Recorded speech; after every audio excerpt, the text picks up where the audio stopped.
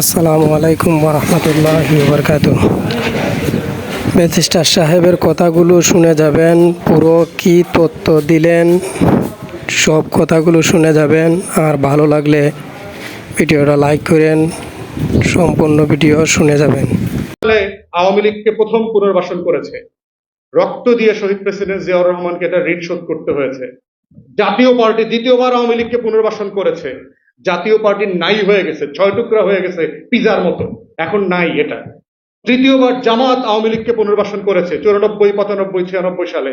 জামাত হাজারে হাজারে লাশ দিয়ে রক্ত দিয়ে এটা ঋণ শোধ করতে হচ্ছে এখনো। চতুর্থবার আওয়ামী লীগকে পুনর্বাসন করেছে 111 সরকার, সিভিল এবং মিলিটারি ব্যুরোক্রেসি। আমাদের টোটাল ব্যুরোক্রেসিকে নাই করে দিয়েছে ভারত এবং আওয়ামী লীগ। অতএব যারা আওয়ামী লীগের মতো একটা গোখরা সাপকে, একটা কোবরা এবং কুমিরকে পুনর্বাসনের রাজনীতি করছেন, তাদেরকে ইতিহাসে ফিরে যেতে হবে। ইতিহাসের নোট বইগুলো দেখবেন, আপনারাও কিন্তু গোখরা শাকের কামড় থেকে বাঁচতে পারবেন না। অতএব ভেরি কেয়ারফুল। জুলাই রেভলিউশন হচ্ছে শত্রু মিত্র চেনার রাজনীতি। জুলাই রেভলিউশন হচ্ছে লাল সবুজের পতাকার বাঁচিয়ে রাখার রাজনীতি। এই রাজনীতিটাই হচ্ছে গণ অভ্যুত্থানের স্পিরিট, এবং তার ভিত্তিতে আগামী দিনের এই গণ অভ্যুত্থানের ফরমান লিখিত হতে হবে।